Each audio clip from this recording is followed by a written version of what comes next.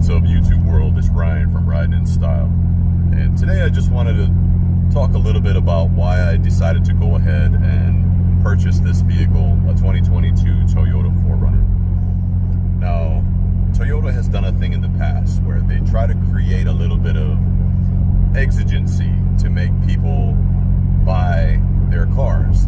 So it was like around 2019, they started to say that the 2020 year model was going to be the last 4Runner ever produced, and it caused a lot of people to take the plunge and buy a 4Runner because it created this fear of missing out.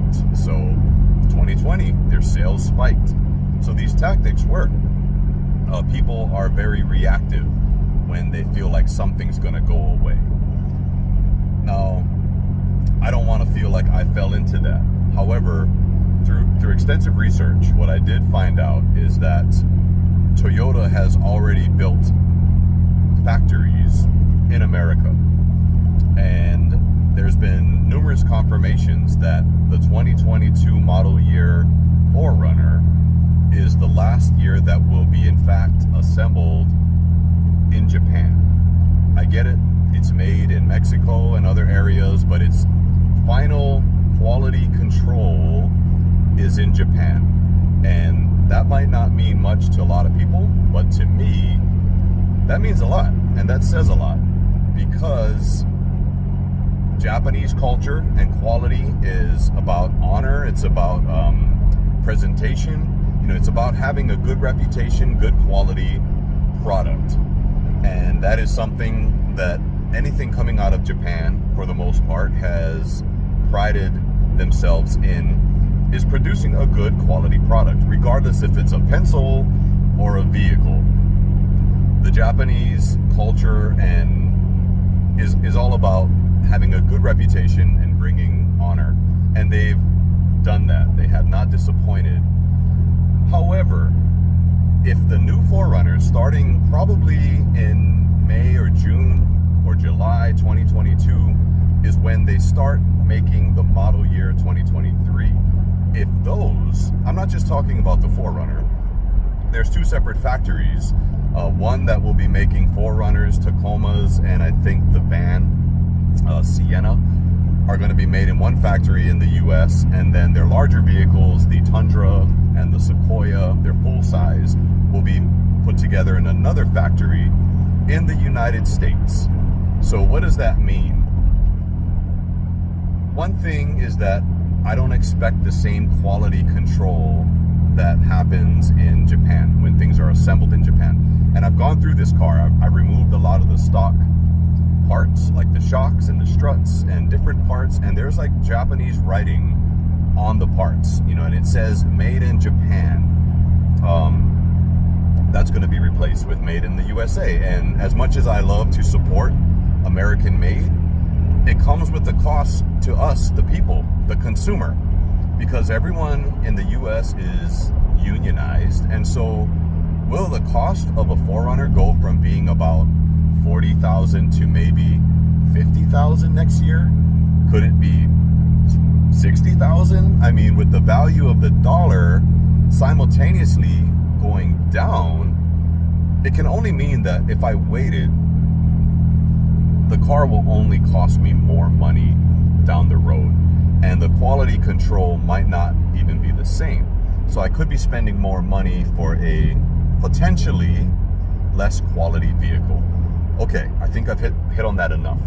Another reason is because there's a lot of speculation that the 2023 body style will be different, as well as the engine. So Toyota is going to a 4-cylinder turbo, and I don't want to be one of the first years to have this new engine. In fact, it's not a new engine because they've already used it in the Camry, and in 2021 they started using it in the Tundra. Their full-size, previously V8 truck is now running a 4-cylinder turbo engine.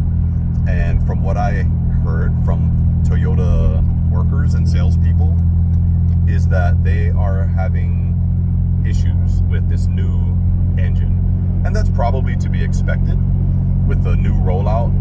But same with the Hellcat. When it first came out in 2015, I already knew I didn't want to be one of the first years of that new supercharged engine. So 2015 and 2016, sure enough, there was issues with the bearings until they got those things fixed. Off on a tangent with the Hellcat. However, bringing it back to not wanting to have a new engine and being the first group that's in and out of dealerships to get warranty claims fixed and whatnot. So, and then the body style, like I just mentioned, it could be hideous. I mean, it could be very nice, don't get me wrong, but you take that chance. So, although I am essentially buying the same vehicle that I've already owned, because they haven't really made any changes from like 2013 to 2022, 9 years of cookie cutter design. But there was a big part of me that was okay with that, even down to the color. Now I've seen other colors in the black and the dark gray. The clear coat over time starts to fade, and it looks horrible with the darker color vehicles. Now I almost bought a black one, with all that said, but I decided to go back to white because my other car was white, and I got to look at what it would look like, 8 or 9 years from now, and it still looked good. So I decided to go with something that was tried and true. The engine, the current engine, the 4-liter naturally aspirated engine is tried and true. It's not very fuel efficient, which is why a lot of car manufacturers are starting to sway to more, fuel efficient. They're trying to cut weight on their vehicles, more plastic pieces and whatnot.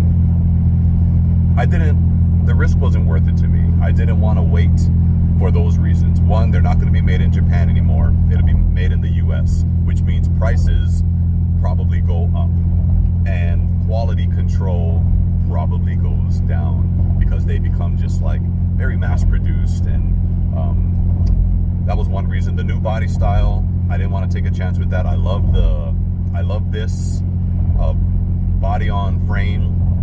It's a traditional SUV, one of the last remaining, that didn't go to crossover. So I wanted to make sure that I at least owned one of the last actual SUVs. And then the new engine, the 4-liter, it's 4-cylinder turbo, no thank you. So those are some of the reasons I decided to just pull the trigger on this one, buy a 2022, and I went with a 4-wheel drive. My last one was only a 2-wheel drive, and I'm just making it a more capable overland off-road vehicle if I need it. I'm not the guy that goes climbing up mountains and cliffs and all those things, but if I need to, I can. And if I decide to, I can. And me and some of my friends were already talking of taking our vehicles out to an off-road area and whatnot. So maybe that's a future video, we'll see. But in the meantime, I just like knowing that if I need that off-road prowess, it's there. At the flick of a switch, all 4 wheels are going. Okay, that is my short story because I've been getting a lot of questions on why did you buy another 4Runner, even down to the same color. And that's part of the justification on why, is I felt that it was not worth the risk waiting, just to wait and see what the new ones will look like. And there's a lot of speculation that the one that I'm in now, the 5th generation, will become a very desirable vehicle down the road because a lot of people may not like that new engine or the new performance. It loses that actual naturally aspirated engine sound. You're having more of a you can just tell it's more fuel efficient. You lose that feel on the road. I'm not saying it's a bad engine. I'm not saying it's a bad vehicle. It's just, it depends on what you're looking for. And for me, I just knew that that's not what I wanted, and that's not something I was willing to wait for. My curiosity is there. I'm curious to see what it'll look like, but not to take the chance and have to spend more money and buy it when this vehicle that I did buy is no longer an option. It's no longer available. So I looked at it as if I did want to buy one of those, I could always sell this or trade it, and upgrade. But I don't think that's going to happen. You never know. Yeah, and deep down in my heart of hearts, which is what we have to go with, this gut feeling, I feel like I made the right choice. I don't have any regret I didn't second guess myself, not even one bit. I never thought of, am I making the right choice? I feel like, you know what? I cannot fault myself for making this choice ever. And at the end of the day, that's what we have to do, is what's best for ourselves. As long as we can articulate to ourselves, that's why I did it. And, you know, I can't apologize for doing what felt right to me. So I just wanted to give you all like a short reason. Not that it was needed or demanded, but just to shed some light, a little bit of more clarity on this decision that I made and why I made it. So thank you all for watching. This is Ryan from Riding in Style. Yeah.